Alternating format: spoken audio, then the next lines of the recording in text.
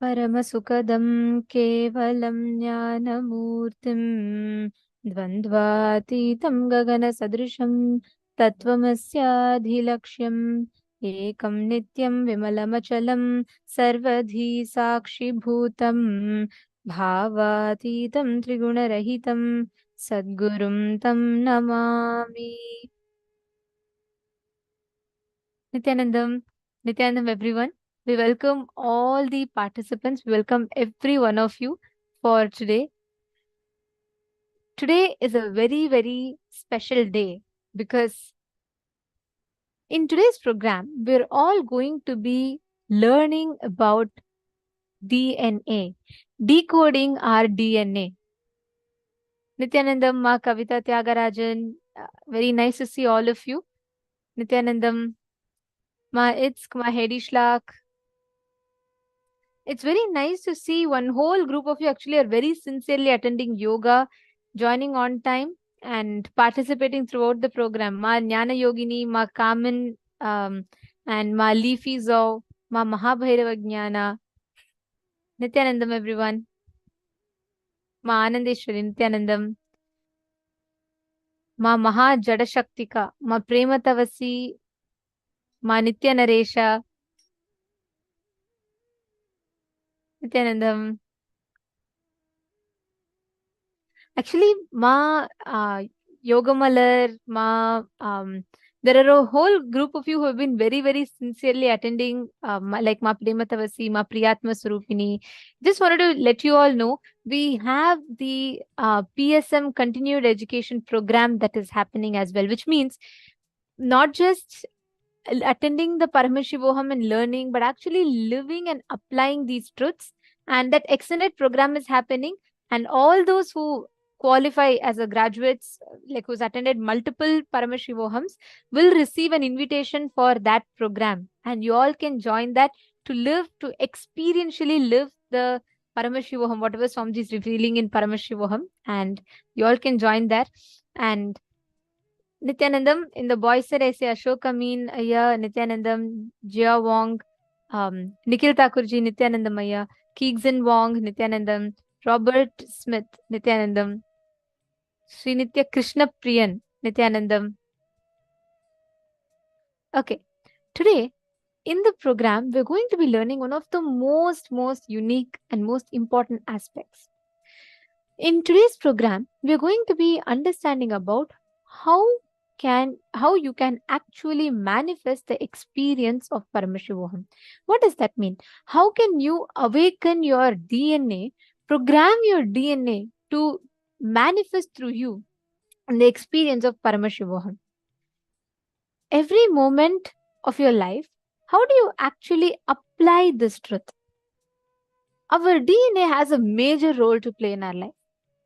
Be it in the everyday decisions you make, be it in the qualities you radiate, be it in the way that your body is, your very physical structure of the body, all of them are determined by the DNA. And it is important for us to understand how you can actually awaken this DNA completely, how you can start using that DNA, awaken that DNA to start utilizing it in everyday aspects of your life. How do you do that? Today's day, through the day, you're going to be learning the different aspects of it. You're going to be understanding, experiencing the different aspects of it. Are we all ready?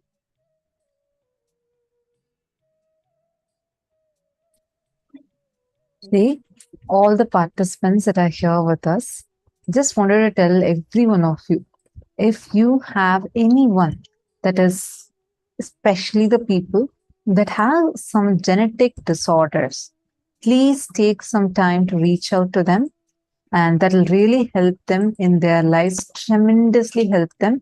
Same way, anyone struggling with any mental health issues, especially if they're facing some very low period or like depression, feeling stuck in their lives, today's day would help these two sets of people a lot, because the sessions are completely focused on these. And the very first session that we are going to be having is the session on Swarga Loka. This is the Loka that we are going to be experiencing today. This is the right above planet Earth. Not planet Earth, I should say the Bhumandala, the Bhuloka. The Loka that is there, that we are going to be experiencing, is called as the Swarga Loka. Like Bhur, Bhuvar, and Swarga Loka. And this is the Loka that we all generally call as heaven. And it's not like just what we generally understand as heaven.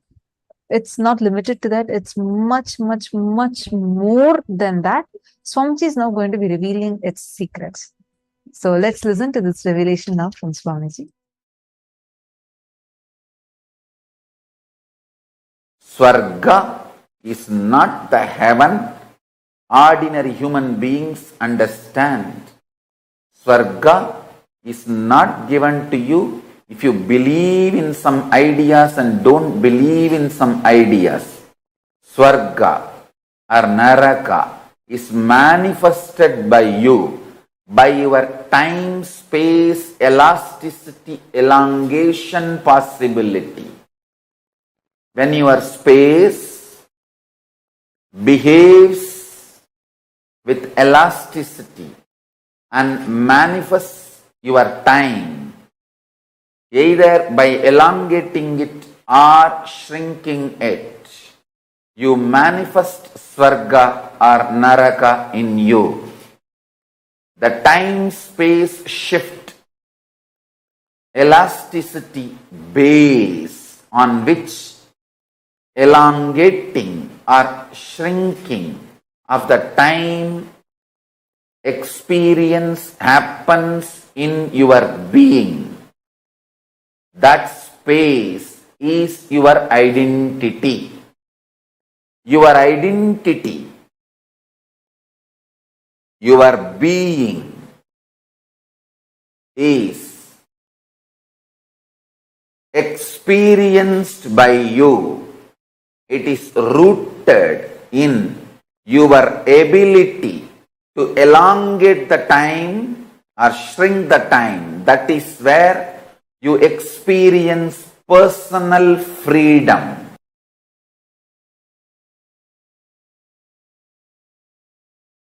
So in this higher 7 lokas project, Suvar Loka, Suvar is the Amara Loka, Deva Loka, where gods live, who has gone through superconscious nectar DNA process. So now you are getting the visa, I can say permanent residency, for Amara Loka, Suvar Loka. I am breathing the nectar DNA into you. The nectar DNA breathed into you makes your complications legitimized. The legitimized complications become complements or multi-dimensions of you.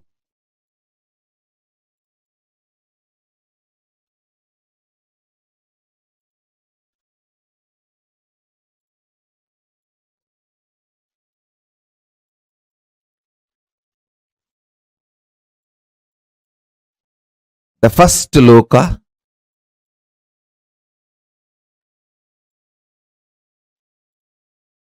see, Jambudvipa is the known world where we all exist now. Everything science knows as the universe, and even what science can imagine as the universe is Jambudvipa. And above this is Suvarloka. A new kind of intelligence will be awakened in you, where your pleasure, making money, making relationships, health, all will be absolutely aligned. They will not be conflicting each other, complicating each other. They will just be complementing each other. You will go to gym and do yoga and gym and have your health and find your girlfriend, boyfriend there and make few millions there. You don't need to do something separately for millions, something separately to find boyfriend, girlfriend, something separately to keep you healthy and active. It will all suddenly get more and more complementing each other. Conflicts and complications drop when your consciousness is raised. Legitimizing your complications into multi-dimensions of you and making them as part of or complements of your very being. You will just seamlessly exist with all the core aspects of you. Absolute unclutching and extreme romance. Absolute health and extreme sensual enjoyments. Absolute completion and powerful way of dealing with all conflicts. When the superconscious DNA is infused into you, not just diseases disappear, the health in the different level happens. Amrita, nectar, is the superconscious principle with which the mutation, superconscious mutation will be done today. Listen. The first vertical time zone, Swarga Loka, it is called Amara Loka, where people who had superconscious mutation with the nectar lives. I'll define nectar. Listen. Nectar is the conscious energy. Amrita is the conscious energy when infused into you, makes all your complications legitimized. Listen to this word. Your complications are complications as long as you treat them illegitimate and you fight with them. Your complications will become your dimensions when you decide to infuse consciousness into you. I know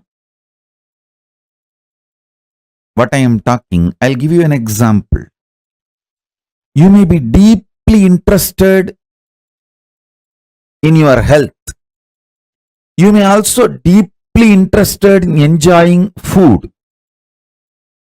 These two are complications, conflicts. If you don't find conscious solution for both. But if nectar principle, consciousness is infused into you, you will find the knack of eating left, right, center well and keeping you so healthy, alive, active. Your complications will become complements to each other when nectar is infused in you. Listen, nectar is a superconscious DNA principle. I am repeating it so that you will all internalize it. Nectar is a superconscious principle which eliminates all the complications in you. All the complications in you becomes complement to each other. Listen. You may be very deeply interested in enlightenment. You may be beautifully, intensely enjoying sexual, sensual experiences of life.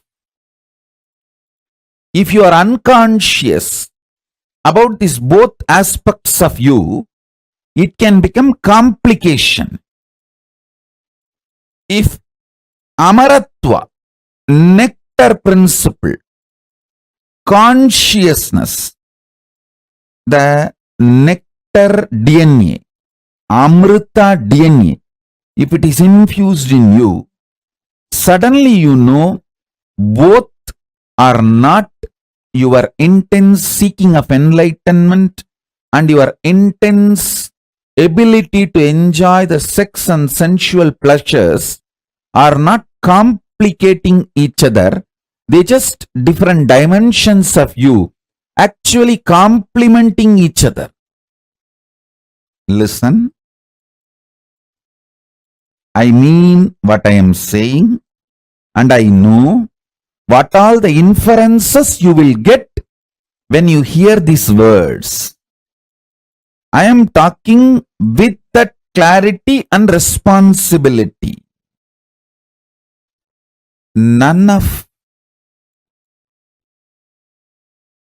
your core aspects complicate each other.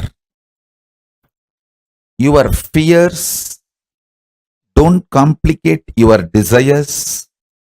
Your desires don't complicate your inspiration.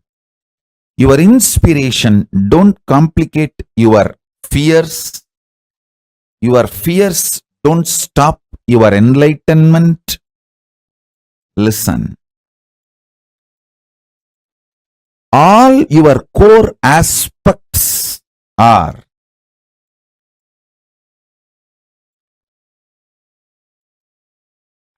actually complementing each other. A middle class BB, stupid fellows who are not interested in life, the life negative, demonic fellows, devilish fellows, they believe the middle class morals of life. They believe complicating their lives.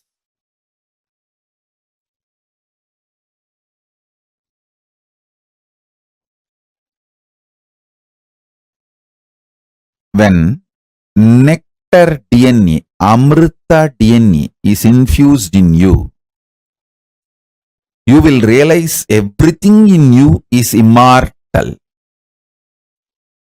Your ability to manifest power is immortal. Your ability to seek enlightenment is immortal. Your ability to seek Paramashivoham is immortal. Your ability to enjoy sexual pleasure is immortal. Your ability to live forever is immortal. Your deep desire for your Bonda Vadai is immortal.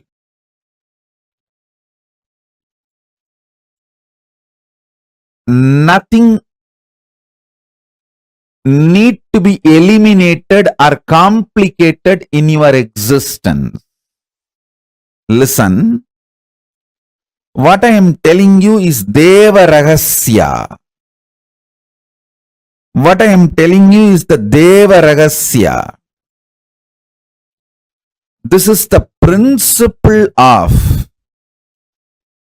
Amrita DNA.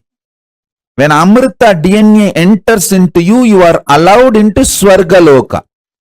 Swarga Loka does not allow cheap slum dogs.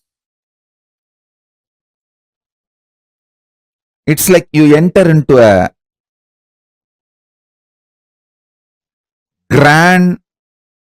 7-star casino in Las Vegas and ask, oh, is gambling moral? Is it not sin? Hey, if you know it is sin, why did you come all the way to Las Vegas and get into this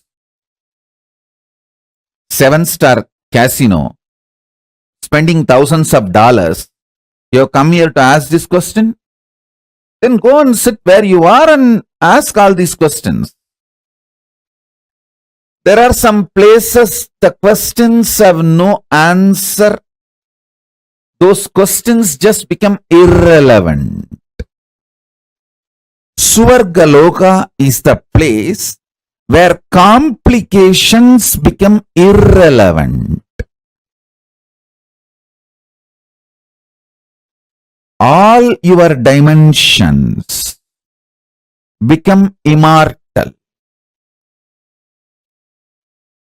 Nothing conflicts each other. Nothing complicates each other. Nothing confuses each other.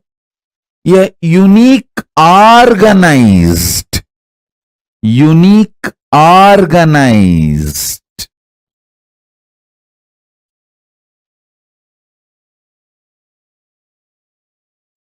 multidimensional being starts opening up in you when the conscious DNA, Amrita DNA, is breathed into you. Listen, this Amrita DNA superconscious mutation suddenly will take away a lot of your complications. Don't be afraid of life.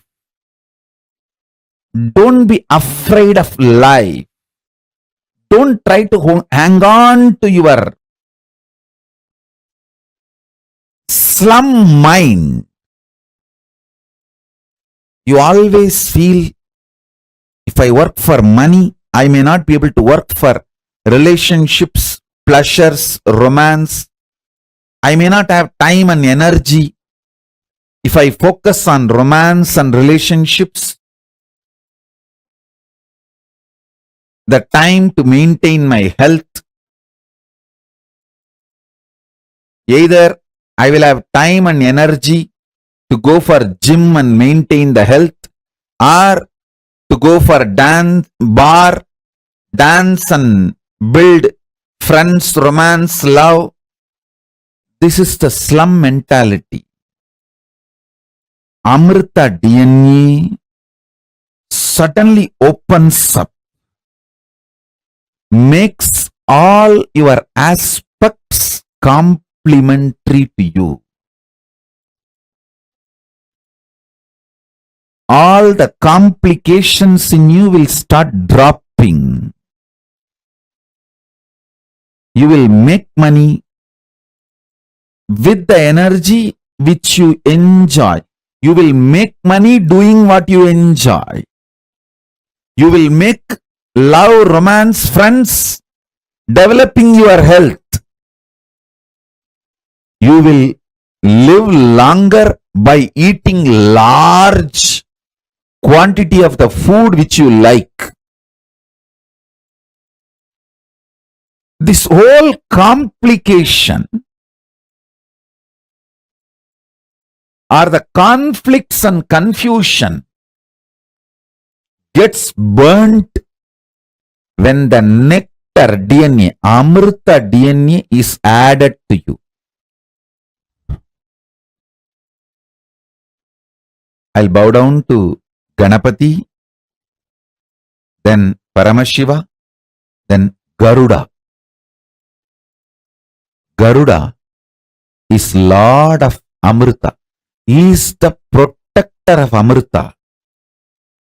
Now Garuda will enter into each one of you and add nectar DNA, Amrita DNA in you all.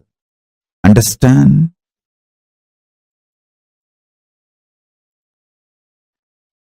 Amrita gives entry into Amara Loka, which is Swarga Loka, the first vertical time zone. All the devatas are called Amaras in Sanskrit because The Amrita superconscious DNA process is done inside you. Listen. The process now going to be done is eternal. Nectar principle, Amrita principle infuses such vast consciousness in you. The inner space goes through such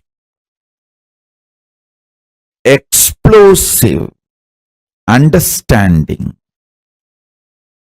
The right, wrong, good, bad, sin, merit, all this idea gets organized with a larger picture of the cosmos and enormous energy to handle all the complications and manifest it as compliments starts happening.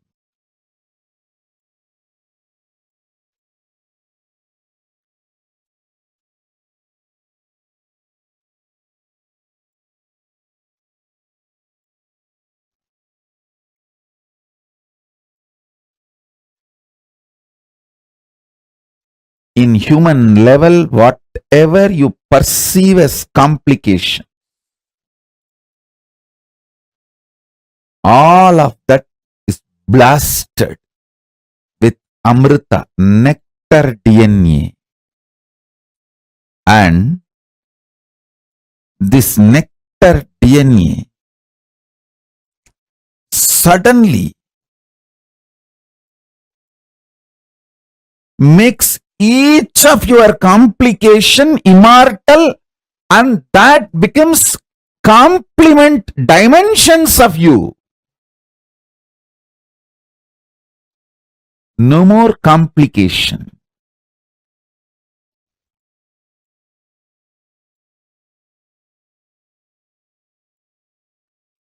What I say, even if you logically understand, that is enough. And even if you don't understand, it's okay, because I'll pour this Amrita DNA in you, nectar DNA in you.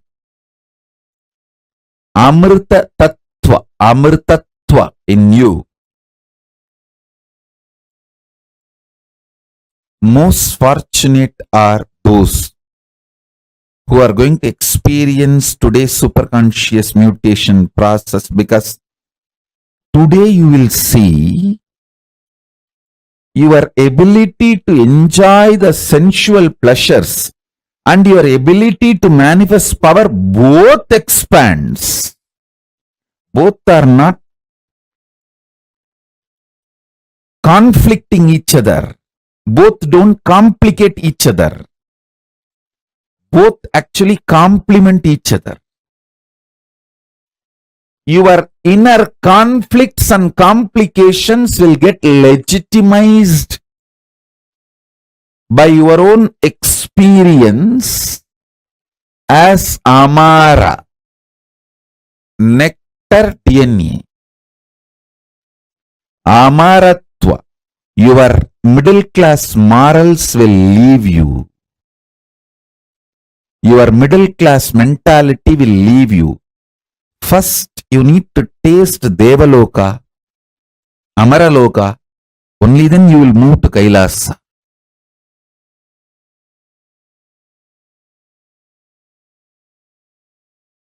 Listen.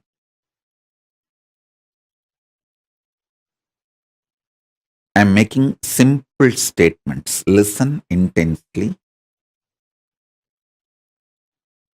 The part of you which you denied due to your self-doubt, self-hatred, self-denial, SDHD. The part of you which you denied due to your self-doubt, self-hatred, self-denial. Sometimes you know You have the higher possibility, but even you have the fear, you may not be able to handle yourself in that higher possibility. Fear that you may fail, collapse, fall down again and again. Because of that fear of failure, the possibility which you deny is your identity, your self in Swarga Loka. The whole which you are denying is yourself in the Swarga Loka.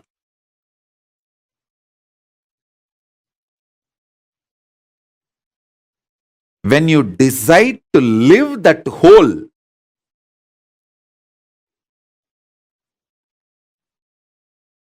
by being ferocious with your self-doubt, self-hatred, self-denial, saying, hey, if I fail, it's okay. Failing is not wrong, but being in the space without trying is the real crime. Let me jump and fail, nothing wrong. Try. When you decide, you reach the Swarga Loka. You face yourself in the parallel universe of Swarga Loka.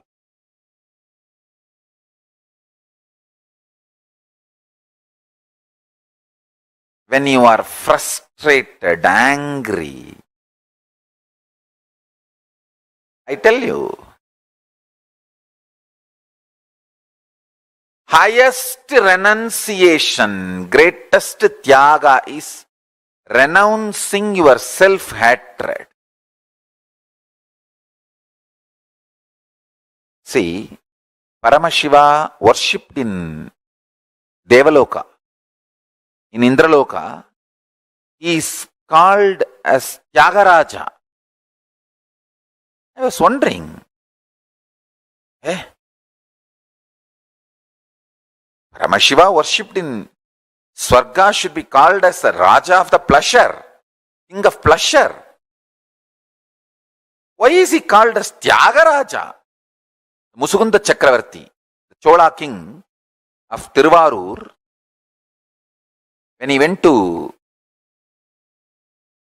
Swarga, Indraloka, understand, Hindus had a regular communication and travel to other dimensions. It was a lifestyle for us. It is a lifestyle even now for us. We used to go and come to other dimensions. It used to be very usual, regular. Till we were invaded and all the science was destroyed and demonized. Much was destroyed. The remaining left over was demonized. The Musukunda Chakravarti went to Swarga Loka and he even helped Devatas in their war with Rakshasas. Because he helped and they won the war, the Devatas head of the gods, Indra, wanted to gift him something. He asked, "O Musukunda, you are such an amazing help and support and friend for me. Please ask what do you want." And do you know funny thing? Musukunda Chakravarti did not ask, "I want to stay in Swarga." No, he said, "My Chola kingdom is much more amazing than Swarga. There's nothing you can give me. There's nothing you can give me. I have everything more than Swarga." I looked around, it looks too poor. There's nothing which is not there in Chola Samrajya, Chola kingdom in Swarga. Indra was very ashamed. He said, please ask something, because I need to keep my pride and I need to save my face. I have to gift you something. You came all the way from Bhuloka and helped me and I won the war because of your strategies and support. Please ask something and take.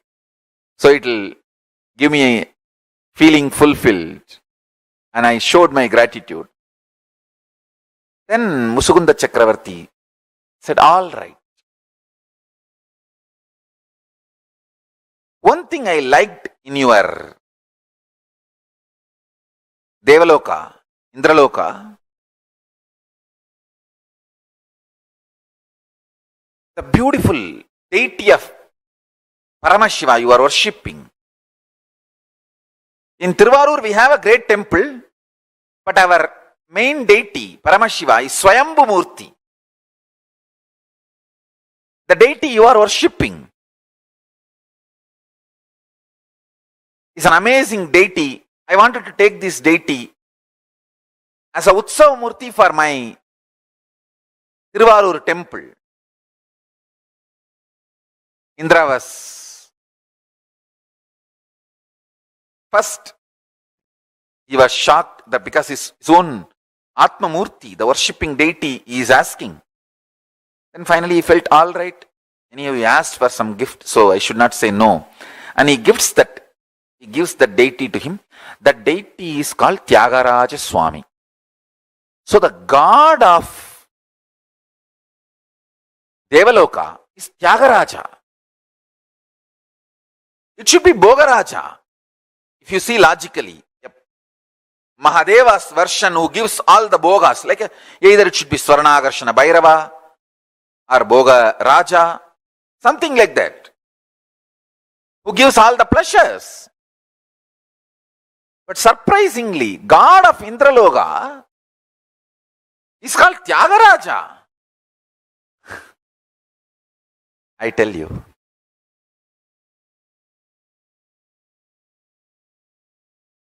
if you learn Tyaga, you will be in Swarga. If you learn Tyaga, you will be in Devaloka. If you learn Tyaga, you will be in Indraloka.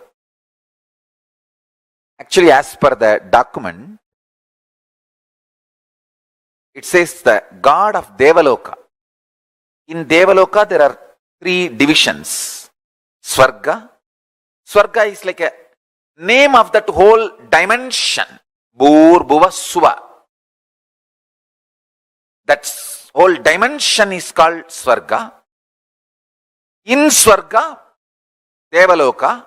In Devaloka, there is one part called Indraloka. So all the 3 words you should not confuse. It's like address. Swarga is the address of the dimension, like a nation. Devaloka is like a state. Indraloka is like a headquarters. Understand? Hindus had a clear communication, traveling, even luggage transportation. Things used to go from here to there and from there to here with other planes of existence. Nobody is alien for us in the whole cosmos. That is why the word alien does not exist in Hinduism. Understand? I was wondering why God of Devaloka is called Tyagaraja. Either he should be called Yogaraja. If you do yoga, you will reach Devaloka. Or he should be called Bhogaraja. In Devaloka, he is the Paramashiva gives all the Bhogas to anyone who wants any Bhoga. He should be called Bhogaraja or Yogaraja. Why Tyagaraja? Tyaga is the key to become God. The most difficult Tyaga is renouncing self-hatred, because the society teaches you self-hatred is great. It makes you delude between humbleness and self-hatred. Listen. Humbleness is not self-hatred. Listen carefully. Self-hatred is thinking you are less. Humbleness is thinking about you less. Less self-remembrance is humbleness. Self-hatred is constantly thinking about you, but very cheap. very low. Understand, there is a big difference between humbleness and self-hatred. Person with self-hatred will never be really humble. Adivinayam durta lakshanam. He will show himself very humble. But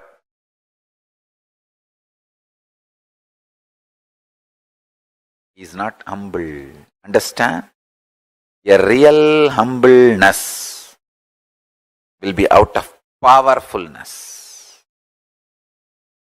Society deludes you, makes you mistake humbleness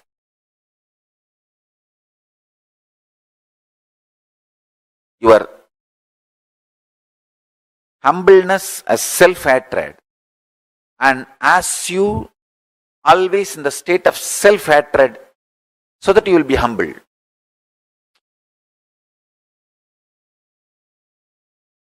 Self-hatred is not humbleness. Most difficult thing to renounce in the life is self-hatred. So much of self-hatred, self-doubt, self-denial. That is why even if you think of future plans, so much of impossibility and you shrink. No, one more suffering, pain of failure, why should I face? Fool. Because of pain of failure, you don't plan, and naturally, no plan means failure. It is like because you are afraid some guest will come to your home, you call that person and tell him, please come.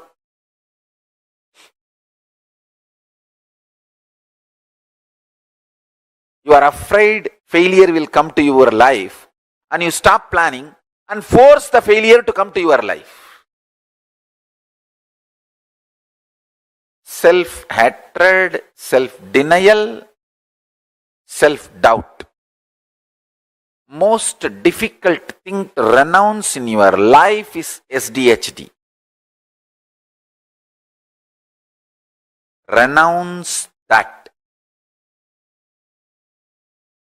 Dhira, courage is moving the SDHD out and having the vision for your future.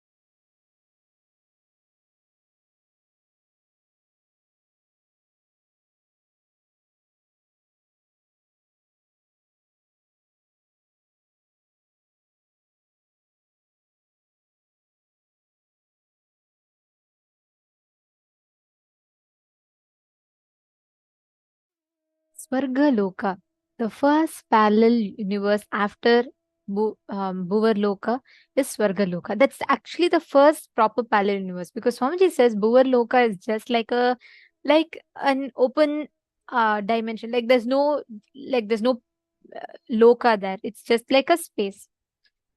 Swarga Loka, like the way Swamiji explained it, is so beautiful, because we never really understand. When we all talk about the concept of heaven, we think heaven means, oh, okay, it's all about pleasure. But what exactly is heaven? What, when we say pleasure, our understanding of pleasure is so filled with the limited understandings of what we experience in Bhuloka. But like Swamiji beautifully explained, Swarga Loka is the space where you can decide only for life. This place where nothing can ever go wrong. That is where gods live. Actually, our body is hardwired to migrate to these vertical time zones. When you go to Swarga Loka, it is also called as Amara Loka. You know why? Because it's absolute youth, absolute excitement, energy, power, absolute bliss, no boredom, no tiredness, eternal life. Eternal life is what is called as Amara Loka. Actually, in Swarga Loka, right, the movement of time does not tire you. Every moment that time passes, time does not tire you. So you never age. What is aging? As time passes, every time, the moment, every second that the time, the skin of the cosmos rubs against your skin, you get tired. You get, as you keep tiring, you keep aging. But in Swargaloka, time does not tire. That is why Swargaloka exists where no one ever gets tired of time passing. See, most of the times you always feel constantly, oh, if I work for money, I may not be able to work for relationships. I will not be able to work for, all the other, the pleasures that I get. I may not have time, energy. If I focus on romance and relationships, the time to maintain my health will not be there. And how you will be able to go, if you focus on health, you will not be able to go for have the pleasures of enjoying the bar, the drinks, the dance. But we're always afraid of expansion in life. Some point, we all deny life due to our self-doubt or our projected fears. Many times we say, oh, just now I finished, let me live my life peacefully for some time, then let me think about all of this. I think it's too much to cognize right now. I don't think I'm ready for it right now. How many of you experience like this, where you are afraid to make certain decisions and actions because of your doubt and fear? How many of you have these kind of incidents in your life where the part of you which you denied due to your self-doubt, self-hatred and self-denial means you have the higher possibility, but even you have the fear you may not be able to handle yourself in that higher possibility. Fear that you may fail, you may collapse, fall down again and again. And because of that fear of failure, the possibility which you took, which you deny, that is your identity, yourself in Swargaloka. When you decide to live that whole by being ferocious with your self-doubt, you say, hey, even if I fail, it's okay. Failing is not wrong. But being in the space without trying is the crime. Listen very carefully. You may fail 20 times. You may declare the project. You may keep failing. Failing is not wrong. But if you decide you will never stand up with that failure, that is wrong. See, imagine all of you, every one of you here, you were all, when you were young, you didn't know how to walk, right? All of you here, 100% of you here, as young children, would have stood up, fell down 100 times. But thank God, society didn't teach you the concept of failure at that point in time. Otherwise, imagine no child will be able to walk. Human beings will be crawling, only crawling.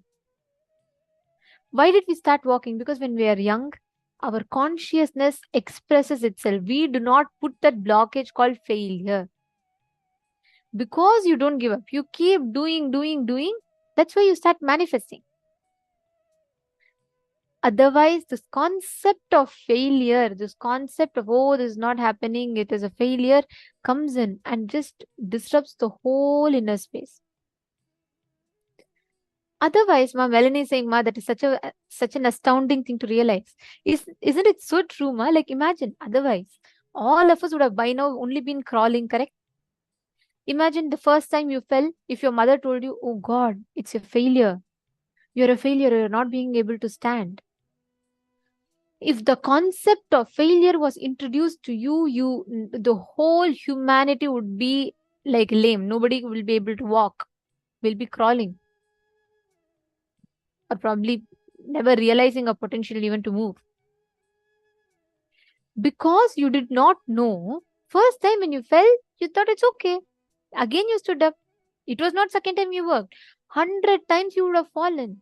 Luckily, fortunately, kids don't know failure.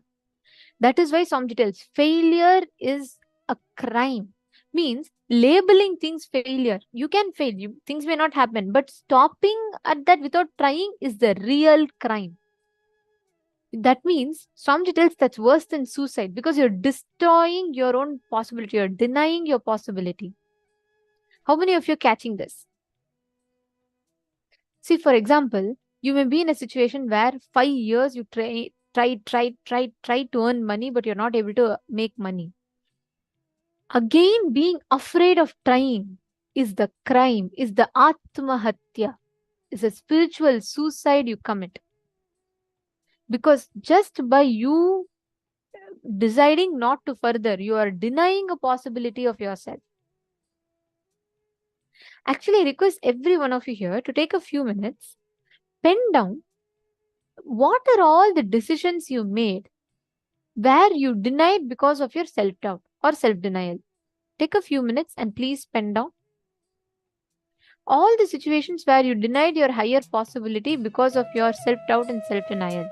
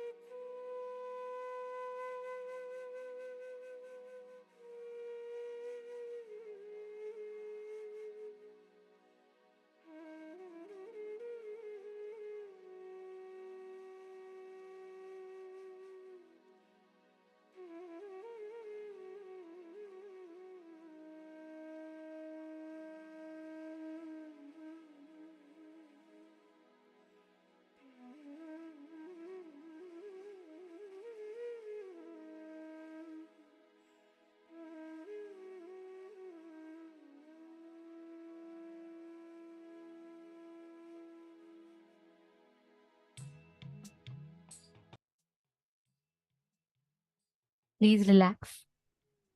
See, whenever you experience the space of completion, whenever you manifest inside of you the space of completion, you literally manifest the ability to connect with nature.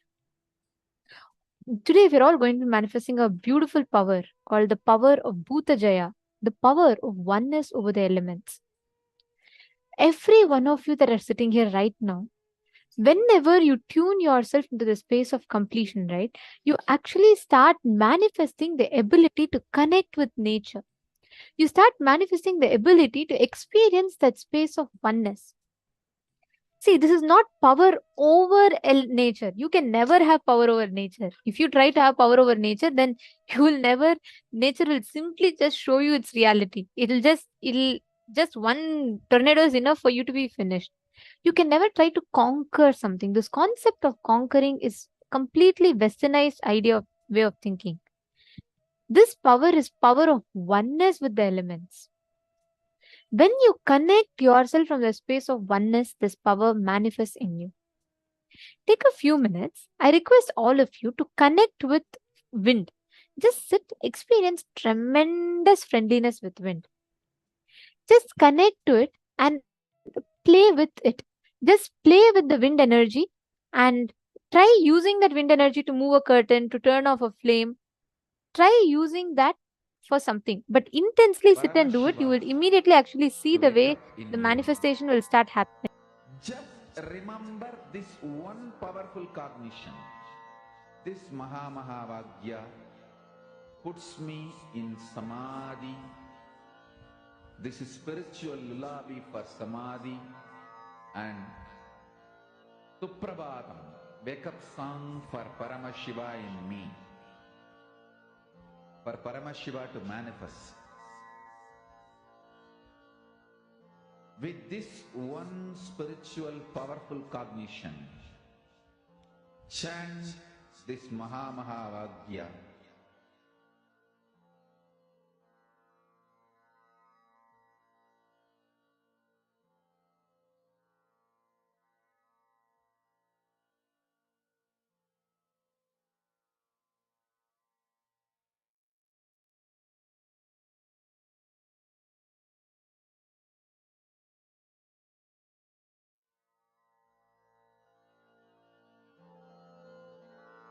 Mahavakya, spiritual lullaby for Samadhi.